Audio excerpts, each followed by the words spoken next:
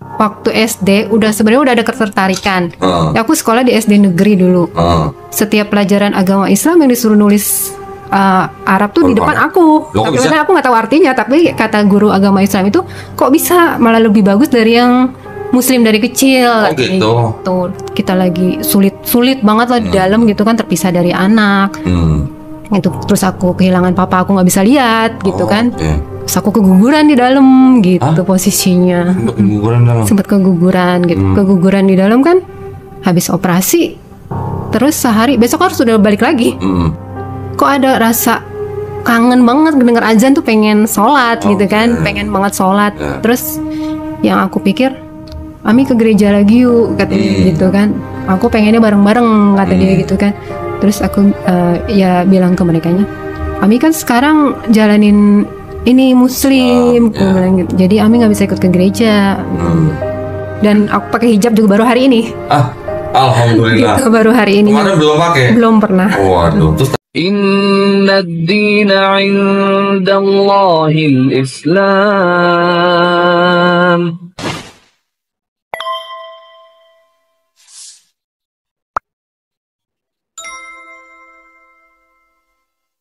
Bismillahirrahmanirrahim. Assalamualaikum warahmatullahi wabarakatuh. Alhamdulillahirrabbilalamin. Wassalatu wassalamu ala rasulillah. Senang sekali bisa berjumpa di channel Donita dan Geramal Jakarta. Alhamdulillah sekarang di depan saya ada Cece dong ini. Cece Fani, betul ya? Assalamualaikum Cece. Waalaikumsalam. Sehat? Alhamdulillah. Ini mantan kafir juga berarti ya? Ya. Susah amat jawabnya. Jangan ragu-ragu, mantan kafir, mendingan mantan kafir daripada mantan muslim kan? Ya. Nah, alhamdulillah. Cek, boleh cerita nggak dulu syahadat tahun berapa? Aku syahadat tuh tahun 2020. 20. Oh, berarti 4 tahunan lah ya. Ya udahlah, jangan bilang mualaf lagi lah ya. Mantan kafir aja ya. Dari keluarga apa? Asli mana orang tua? Papa Cibinong, kalau mama Cimanggis. Oh, orang Asli Cibinong. masih keturunan semua. C-nya apa? Kalau papa Lau. Lau. Kalau mama Ci. Ci. Bukan setan ya? Gue ya setan. Kan gue setan gitu.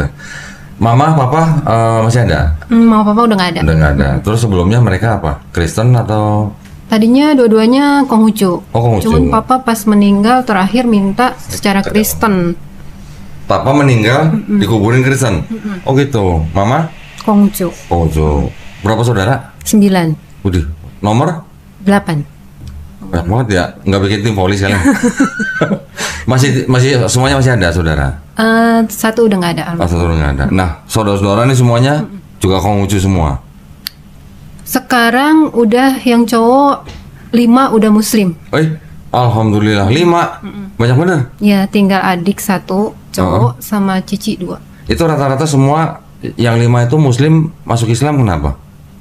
Kalau yang nomor 2 dia udah pelajari semua agama. Wih, keren. Udah dari Buddha dia pelajari, Kristen, Konghucu. Terakhir dia bilang yang paling dia bikin nyaman dan tenang itu di Islam. Oke. Ya. Gitu. Kalau Fani dulu masuk Islam kenapa?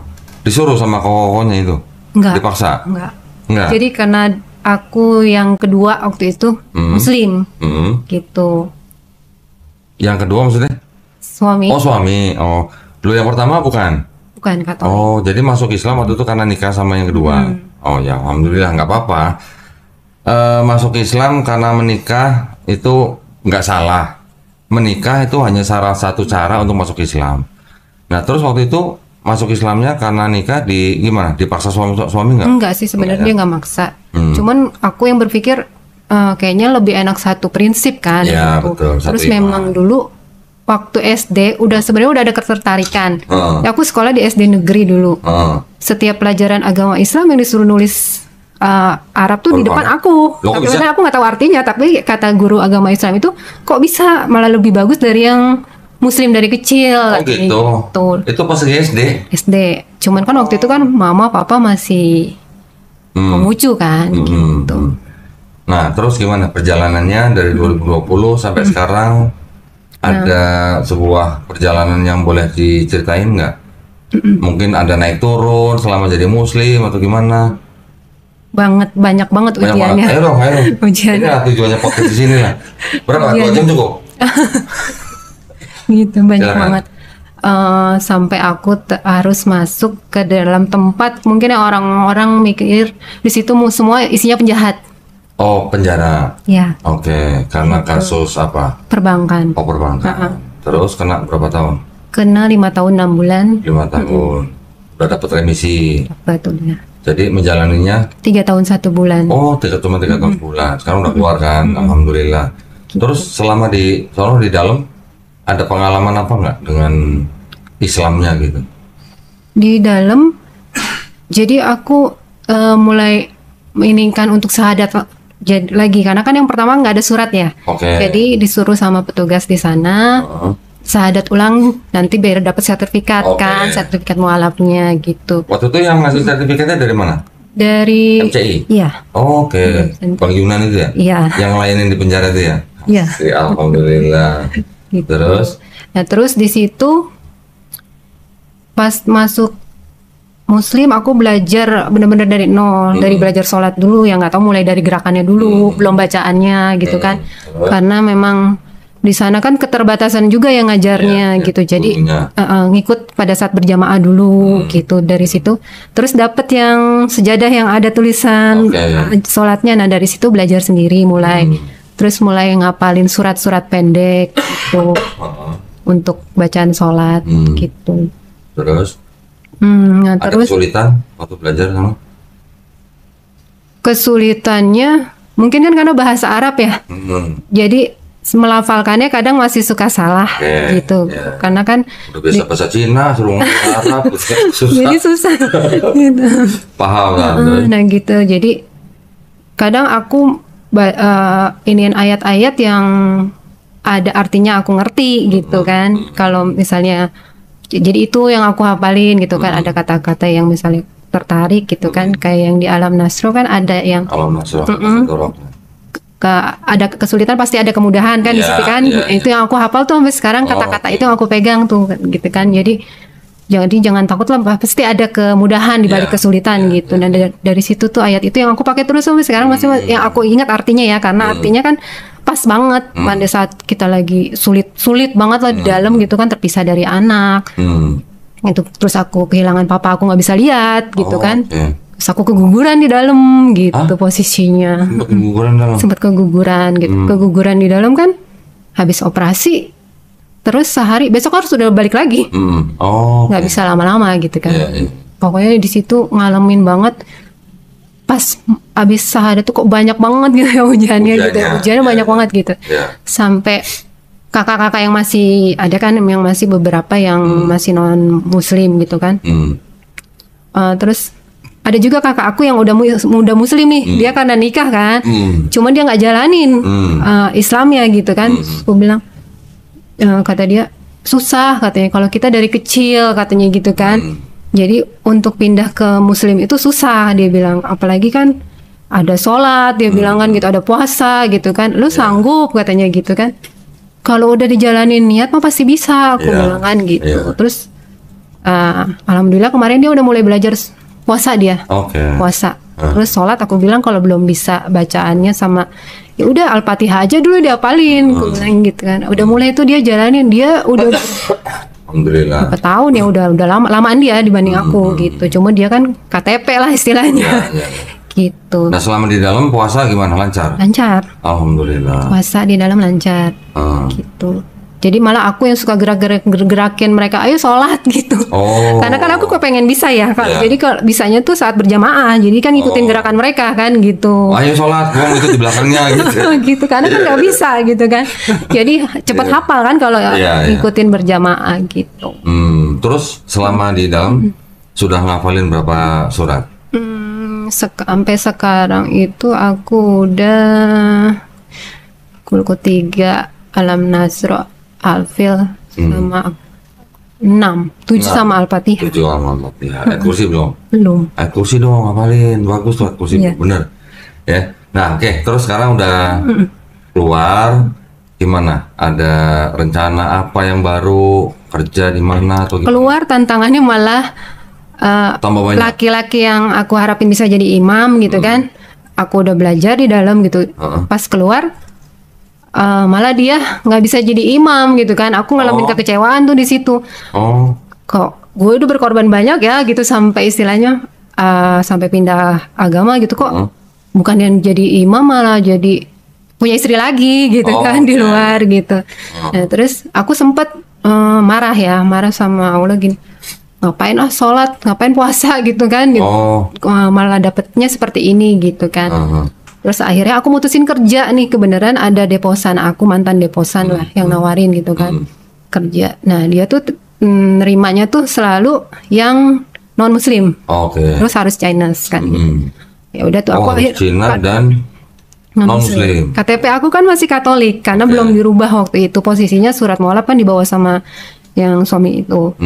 Jadi aku belum rubah KTP, jadi masuk kan, masuk 4 bulan aku nggak jalanin sholat, dan itu pas bulan puasa, pas mau detik-detik terakhir selesai, aku mikir 10 hari mau selesai aku nggak puasa tuh, pas 10 harinya.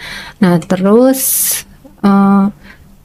pas di bulan mau nginjek bulan keempat, kok ada rasa kangen banget denger azan tuh, pengen sholat gitu kan, pengen banget sholat. Terus yang aku pikir, aku harus ngomongin Ustadz Yunan nih gitu kan, maksudnya aku mau ganti identitas aku lah semua gitu, aku mau mantepin dari gitu.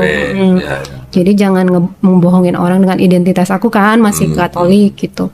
Jadi, aku cari-cari tuh nomor Ustadz kan, aku tanya petugas lapas, nah dikasih nomor Ustadz, nah, aku hubungin Ustadz. Itu pasti di dalam nyari Ustadz Yunannya? Udah di luar posisi, udah di luar. Kok nggak nanya saya kan punya Ustadz Yunan.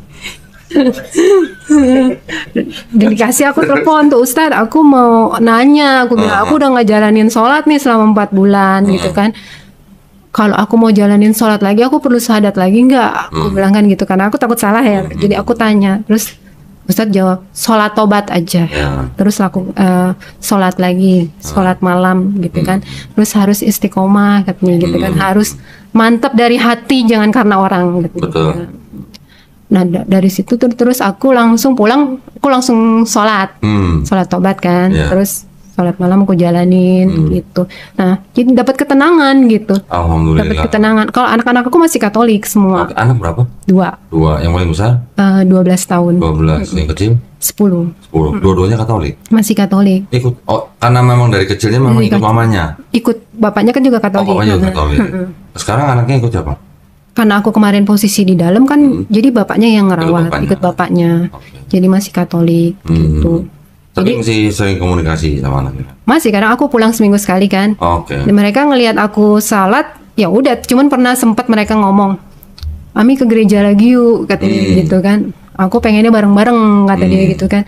Terus aku ya bilang ke merekanya, Ami kan sekarang jalanin ini muslim, aku bilang gitu. Jadi Ami nggak bisa ikut ke gereja. Ya udah sih, ngerti dia, karena kan memang sepupunya juga ada yang muslim kan. Sepupunya ada yang muslim.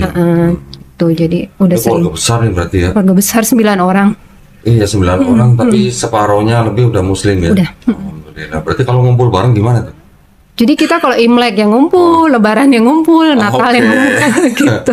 Natalan semua juga ngumpul, nanti Lebaran semua juga ngumpul. Iya, gitu. Nah, berarti sekarang Fani tinggal sendiri? Atau? Mes aku. Di mes. Kan terakhir ya, mutusin. Sebenarnya sebelum ketemu Ustadz, aku udah mutusin resign karena aku berpikir kalau di sini aku nggak bisa ibadah kan gitu kan. Jadi aku udah mutusin nih, kalau meski nggak kerja lagi pun aku mau usaha aja lah gitu kan.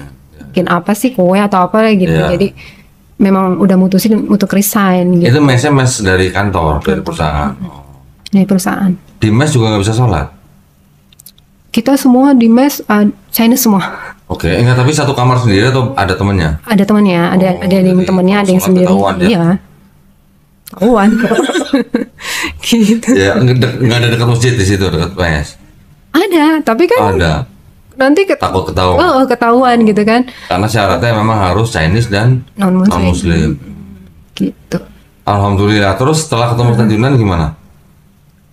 Aku jalanin sholat lagi. Aku tuh sempat mikir gini, aku jalanin sholat kayaknya lupa deh gerakan sama ininya gitu kan. Tapi pas aku coba, ternyata ngalir dengan sendirinya, masih hafal gitu, masih hafal sampai surat-surat pendeknya masih hafal gitu.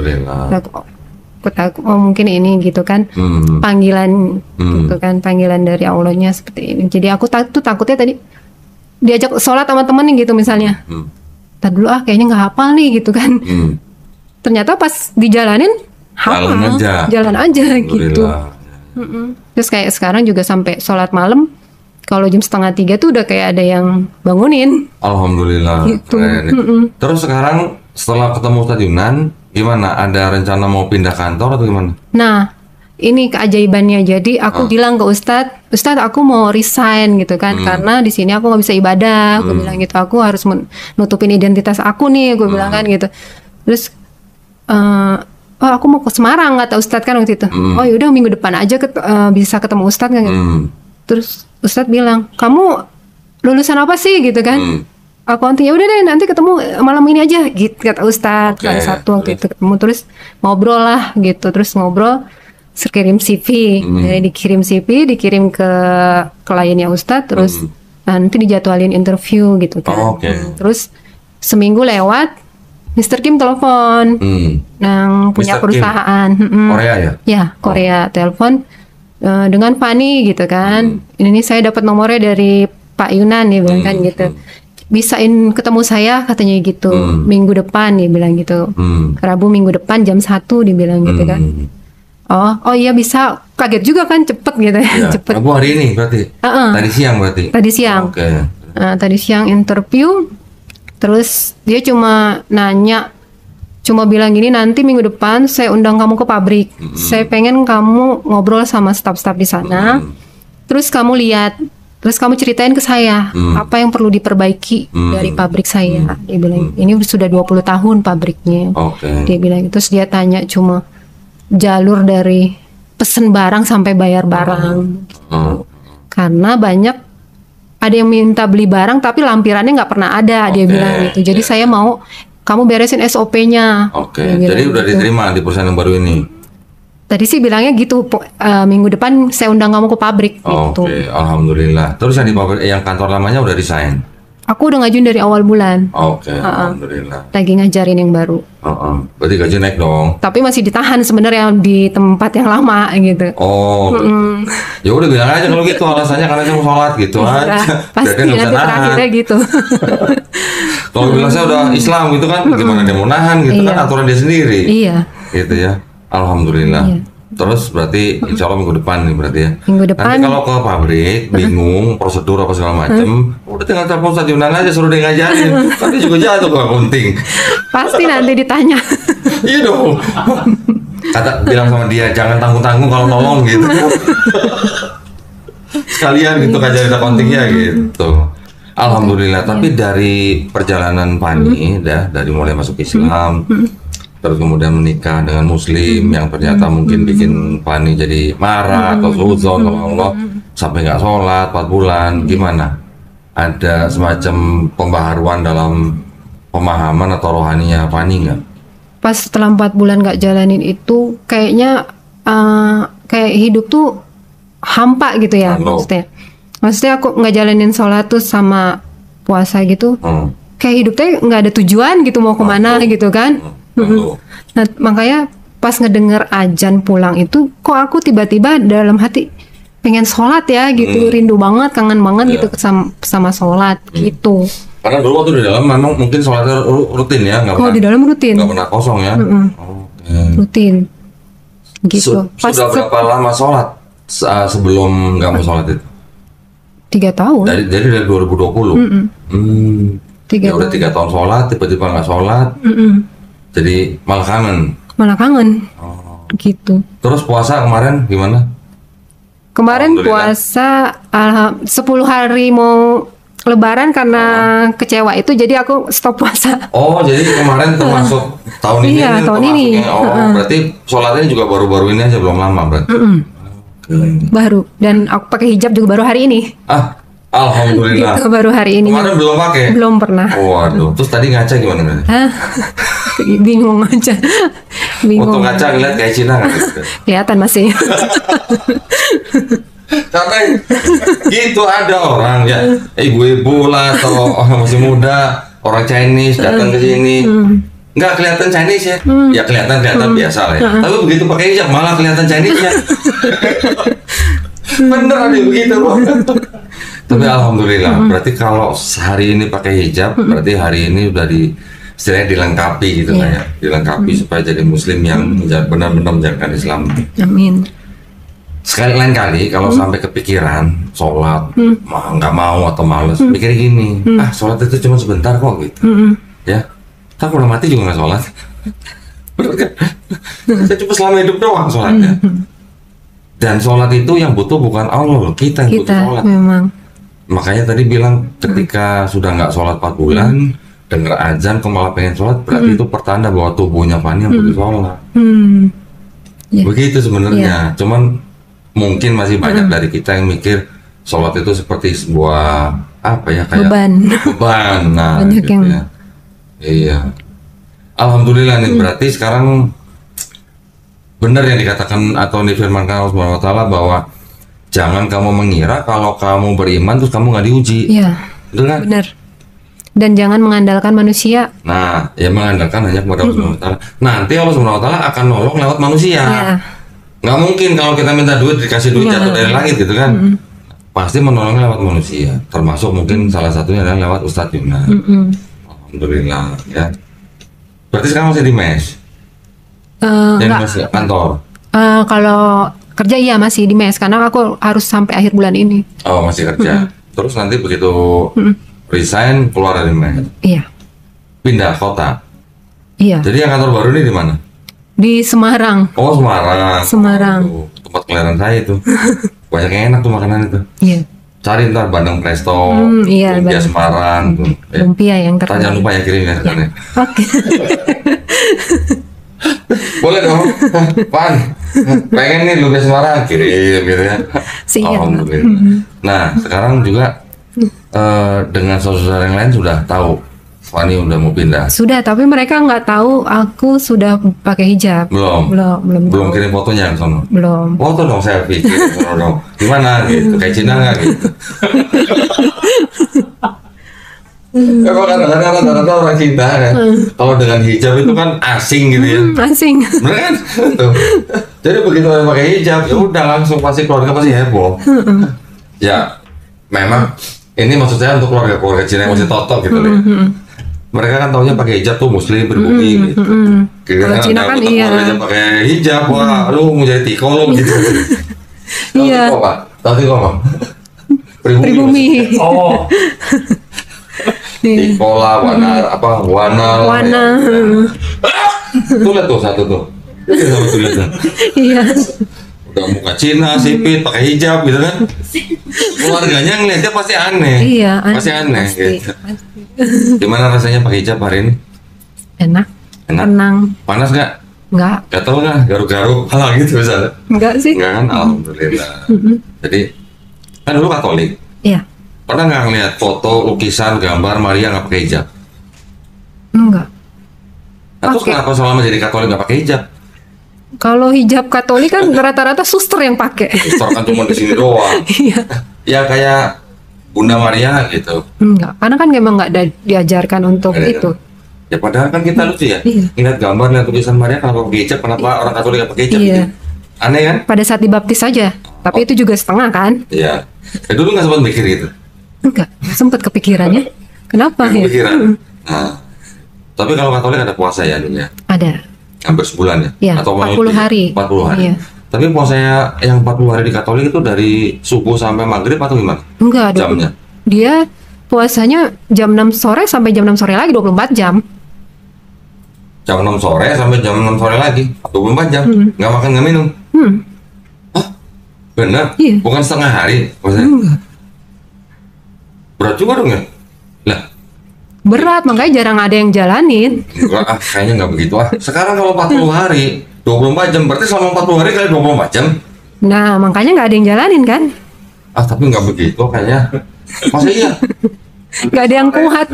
Ada bukanya pastilah, ada makannya. Iya buka, tapi kan jam 6 sore nyambung lagi gitu. Ya berarti bukan 24 jam dong. Kan jam 6 sore sampai jam 6 sore. Sekarang jam 6 sore nih.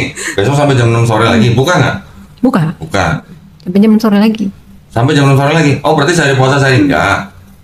Terus Wah ini harus nanya sama Romo nih berarti. iya. Puasa 40 hari ya? Katolik. Nggak mungkin lah kalau 24 jam kan selama 40 hari masa 40 hari 24 jam.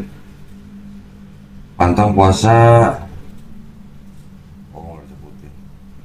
Coba nantilah. Kalau Oke. Terus berarti dulu dari kecil Katolik atau kecil aku sempat pindah dari Konghucu ke Katolik? Kristen karena papa kan nggak ngajarin kita Konghucu. Oh, Jadi kita ikut adiknya papa waktu itu posisinya. oh. Dia aktivis di gereja. Gitu. Oh, papanya dulu pernah di Protestan. Enggak, Konghucu. Cuman kan dulu sorry. Konghucu kan belum diresmikan kan. Iya, Jadi kita memang nggak ada tempat ibadahnya dulu Konghucu. Jadi kita ikut adiknya papa ke Kristen semua. Oh, ikut Sekolah adiknya, Pak. minggu gitu. Manggilnya apa? Cek ya? Oh, Cek oh, apa? oh, oh. Adik perempuan. Oh, ada perempuan. Heeh. Dulu ikutnya itu.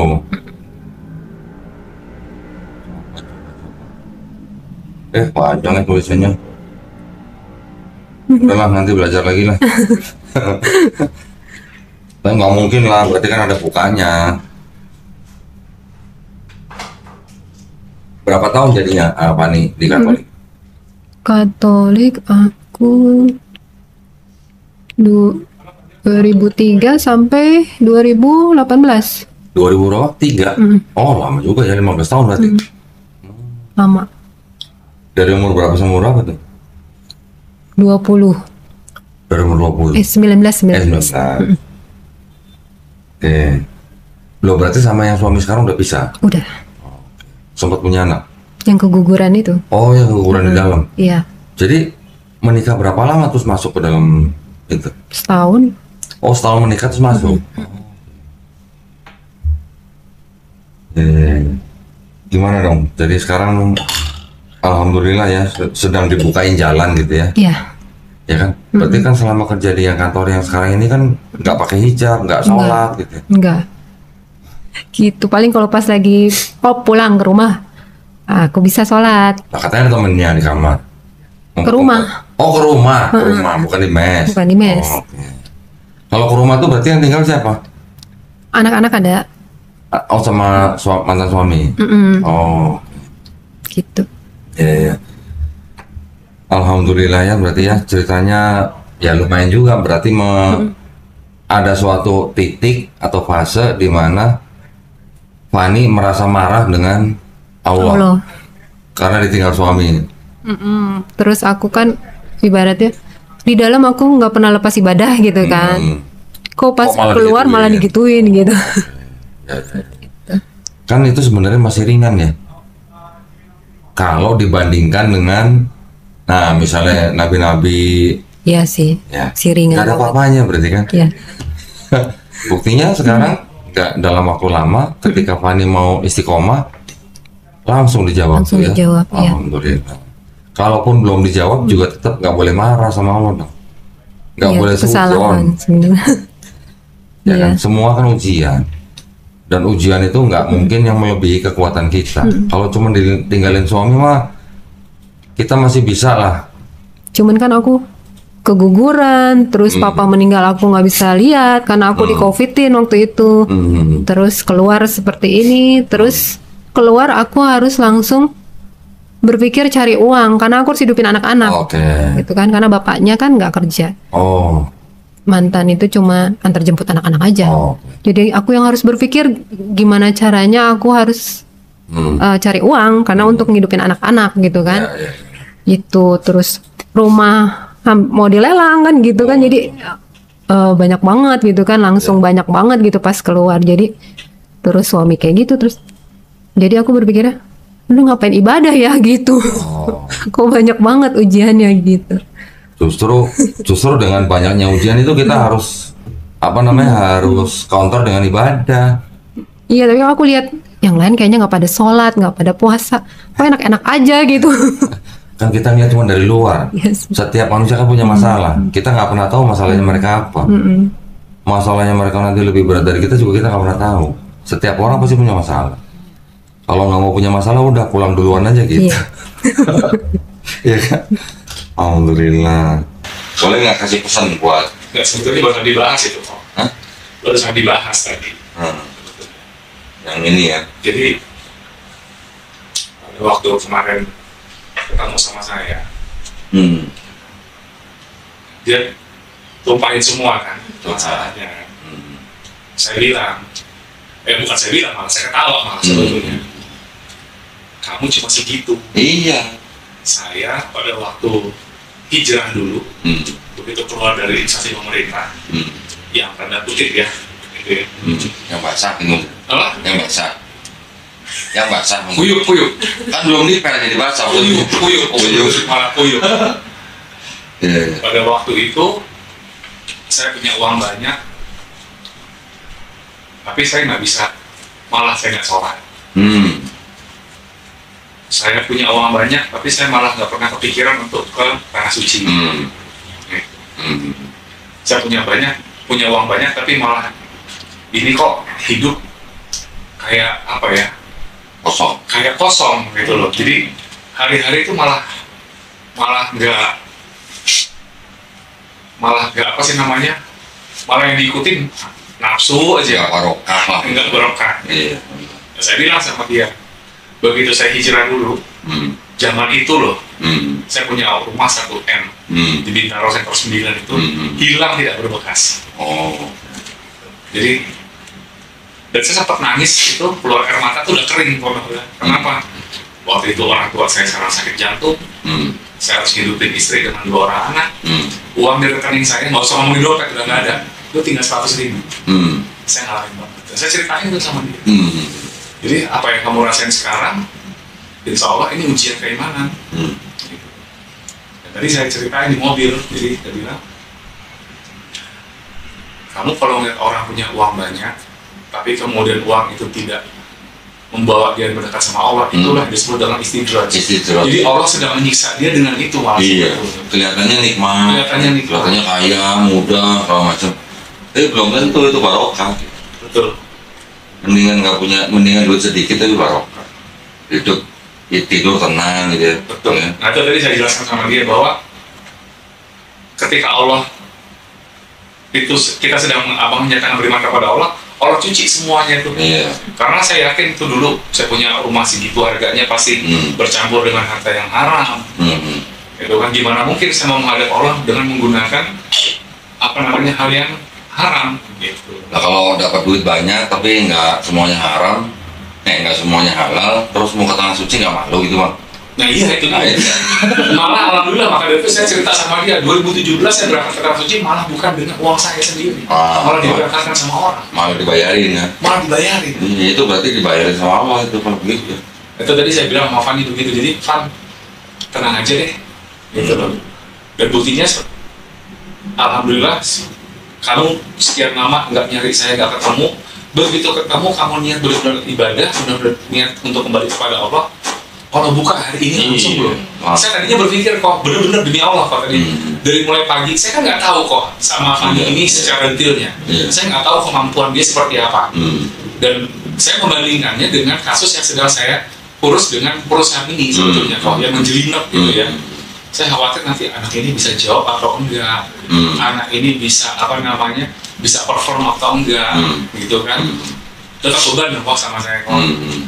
Jadi rupanya tadi begitu sampai kantor nggak lama saya tinggal ya kamu Fanny, malah saya tinggal karena saya ada meeting di tempat lain. Saya cuma bilang sama Fanny, Bismillah ya Fan, itu Mr. Kim udah di lantai 2, jam 10 udah ketemu sama kamu. Itu terus terang kok saya nggak nyaman pada waktu ninggalin dia meeting gitu loh, karena khawatir ditanya hal-hal yang teknis, masalah akunting gitu kan, karena ini perusahaan besar bukan perusahaan kecil ya. Ternyata begitu kemudian dia samperin saya waktu tadi mau mengarah ke tempat kokoh ini, dia cerita sama saya, Pak, yang ditanya cuma ini dan minggu depan saya diundang. Pertolongan Allah bukan? Iyalah. Kan saya bilang tadi, nanti kalau ada yang ngerti, kalau tanya dia aja. Jangan ragu. Alhamdulillah saya juga orang accounting. Nanti kalau ada apa-apa, prosedur atau apa, sistem ya sama. Boleh tanya saya ini. Saya juga konsultan. Accounting sama pajak. Nah yang lebih makanya kok yang buat saya lebih lebih amazed gitu ya dengan kejadian hari ini ya. Itu wallahi kalau pagi itu sebelum saya tinggal dia, karena saya tahu kan perusahaan ini besar, Pan, kamu minta jangan kecil ya, gitu loh. Dan gini kok, kot ya, saya kan banyak handle perusahaan Korea, gitu ya. Mereka biasanya sangat neken banget gitu loh, tahu ya, gitu ya. Dan saya minta angka, dan saya sarankan dia angka yang memang cukup besar, gitu loh kok. Apalagi di daerah sana di Ungaran situ. Ya. Saya tinggal sama dia, Fat, bismillah ya, gitu kan. Ternyata begitu dia cerita, enggak saya WhatsApp lah, Fat, kamu udah nego? Udah Pak, saya minta 10 plus mes. Masya Allah, tanpa ada, begini loh kok, tanpa ada perlawanan sudah. Nggak dinego. Coba. Berarti jangan-jangan kekecilan itu mintanya. Iya, benar. Oh ya. Harusnya 45 ya kok ya? Iya. Tapi sebelumnya udah pernah pengalaman belum di accounting yang manufacturing? Kalau manufacture belum. Aku perbankan banyak ya. Oh perbankan, sama yang di Brasco ini berarti ini apa namanya? Trading ya? Iya, Trading. Manufacturing saya adalah pengalaman. Nanti kalau mau tanya-tanya boleh. Sistemnya pun ada. Nanti cek di sana pakai sistem apa. Misalnya sampai belum ada sistem, nanti bisa bangun sistem baru. Tenang aja. Jurnal-jurnal gue udah siapin, udah ada. Insya Allah nanti ginilah. Pokoknya yang namanya silaturahmi jangan diputus.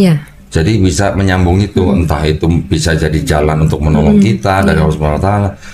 Pokoknya pertemuan dua orang itu tidak ada yang kebetulan. Jadi ketemu sama Ustadz Yuna juga nggak kebetulan. Sudah ada yang ngatur, sudah ada yang ngizinin. Saya kaget kok bener-bener waktu dia bilang, Ustadz saya Fani mualaf pangkat Paledang. Kan mualaf saya di Paledang banyak. Gitu loh, dan kebetulan pada waktu itu memang saya lebih dekatnya dengan Ikhwan kok. Karena kan kalau saya ngajar kan pasti dikelilingi sama yang cowok kan gitu loh. Fani yang mana? Saya pikir gitu. Dan ternyata ya ini kok hikmahnya. Ya alhamdulillah itu semua udah diizinin Fani. Jadi jangan sampai berpikir marah, kesel sama yang menciptakan kita. Waduh, gimana ya? Gimana kalau anaknya marah mas itu? Kalau anaknya marah sama mamanya gimana rasanya? Sakit. Udah gua lahirin, gua kasih makan, gua gedein, berani-berani marah sama gua gitu. Ibaratnya gitu lah. Ya alhamdulillah kita semuanya ambil hikmahnya. Kita harus benar-benar bertobat kalau kita sampai susah sama Allah. Jangan sampai. Ya kayak gitu aja, kayak kita udah gedein anak sampai marah sama kita kan gimana sih? Alhamdulillah, pokoknya terus minta Ustadz Yunan bimbing, minta Ustadz Yunan apa namanya pandu lah gitu. Soal pakai hijabnya juga seru loh kok. Semalam WhatsApp saya. Ini yang ngajarin siapa nih? Nggak ada yang ngajarin ini. YouTube. Iya. Iya kan. Semalam WhatsApp saya ya. Pan, besok kita berangkat ya. Ketemu dengan ownernya. Kan? Dia sendiri yang bilang. Saya pakai jilbab. Saya nggak jawab tuh kalau sengaja. Maksud saya gini, biarlah dia putuskan sendiri, gitu loh. Karena khawatir kalau saya yang ngomong nanti karena saya, gitu loh. Tahu-tahu dia kirim. Udah pakai. Mel, cariin Mel itu Mel. Hijab sama mukena Mel, cariin Mel. Boleh, ada pinggisan ya. Oke. Biar rajin. Biar rajin ganti maksudnya. Jangan itu aja. Apalagi kan manajer besok. Apalagi manajer. Waduh. Iya dong. Cariin Mel. Sajadah cukup sajadah. Cukup. Ada lagi mau? Yang masih ada bacanya mau nggak? Masih perlu nggak? Itu nggak banyak. Itu bukan apa aja. Itu selalu nambah nanti saya rupiah. Buat rupiah. Alhamdulillah. Pokoknya gini lah. Saya cuma pesan. Kalau kita mau ditolong, kita harus bersih. Bersih bukan arti jasmani ya, bersih luar dalam, gitu aja. Insya Allah pasti Allah akan bantu hambanya yang bersih gitu. Kalau hambanya masih dalam tanda kutip dekil, mau nggak ajak anak jalan-jalan waktu dekil? Enggak. Kenapa? Kotor. Itu kira-kira lah, kira-kira begitu. Nah, dan jangan buru-buru suzon kalau misalnya suatu saat kehilangan sesuatu, ya, atau suatu saat misalnya dapat musibah, jangan buru-buru. Ini Allah nggak sayang nih sama saya nih, jangan. Ingat-ingat dulu pernah ngapain gitu. Ingat-ingat dulu pernah berbuat apa yang nggak disukai Allah SWT. Biar kita nggak suzon gitu. Itu kunci loh, bener. Bener. Kayak kasus aku. Nah, itu kunci banget. Kalau ngikutin sakit hati, Sakit tapi hati. berpikirnya mungkin ada dosa-dosa dulu Nah. sama orang tua atau teman atau siapa, jadi ditegur sampai masuk. Nah, itu. Alhamdulillah. Pelajaran banyak banget di sekeliling kita, semuanya pelajaran. Tinggal bagaimana kita memetik dari hikmah itu. Iya, Belajar lagi sama Ustadz Tunan ya. ya. Nah, sekarang boleh dong kasih pesan dong buat yang nonton dong. Ini kan seorang mualaf baru 4 tahun sudah mengalami naik turun ya masalah ya, walaupun ada yang karena perbuatan sendiri, ada yang karena memang ujian. Boleh nggak kasih pesan gimana? Pesannya sesakit apapun hidup kita jangan pernah marah sama Allah. Nah, itu. Alhamdulillah. Ada pesan nggak buat yang belum masuk Islam? Kan masih ada Ayo saudaranya cepetan belum, lock. kan? Apa ya? Apa? Apa tadi pesannya? Ayo cepetan login. Oh, aduh. Kan kayak itu bahasa sekarang. Bahasa sekarang, iya. Bahasa sekarang kembali ke fitrah. Nah, itu ya. Udah ada? Sih. Kasih sekarang. Apa aja nih? Sajadah, mukena sama jilbab. Sajadah, mukena, jilbab. Alhamdulillah, mudah-mudahan bermanfaat. Amin. Buat di ungaran pakai sama. Yes. Sarungnya enggak. Hah? Sarung lu. Katanya itu malam. Ada sarung tangan. Ungaran dingin loh. Ungaran lumayan dingin ya. Ya, mudah-mudahan Fani di tempat yang baru selalu semangat dalam berislam. Ya, jangan sampai lupa sholat. Ya. Jangan sampai ditinggalin. Karena apa? Bedanya orang kafir sama orang beriman Sholat. cuma di sholat. Iya. Ya, alhamdulillah, insya Allah mudah-mudahan dimudahkan di sana di tempat yang baru. Mudah-mudahan tetap istiqomah. Amin. Istiqomah berat nggak? Berat. Masa? Ya emang berat, kalau enteng istirahat namanya. Ya kan? Iyalah. Tapi beratnya istiqomah itu yang bawa kita ke sono. Insya Allah. Nah, ingetnya itu aja. Jangan merasa jadi beban. Iya. Justru kita yang butuh istiqomah. Ya. Ya. Bismillah. Baik, terima kasih banyak perhatiannya dari para pemirsa. Mudah-mudahan obrolan saya dan Fani membawa manfaat, bisa menjadi inspirasi ya. Buat para penonton juga yang ingin membantu perjuangan dakwah kami, dipersilakan untuk mengirimkan ke BSI dengan nomor 111889988 atas nama YPM atau Jakarta.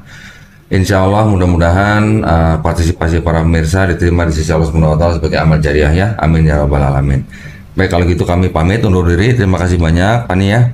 Akhir kata, wabillahi taufiq wal hidayah. Wassalamualaikum warahmatullahi wabarakatuh. Tetap istiqomah ya. Ya. Alhamdulillah.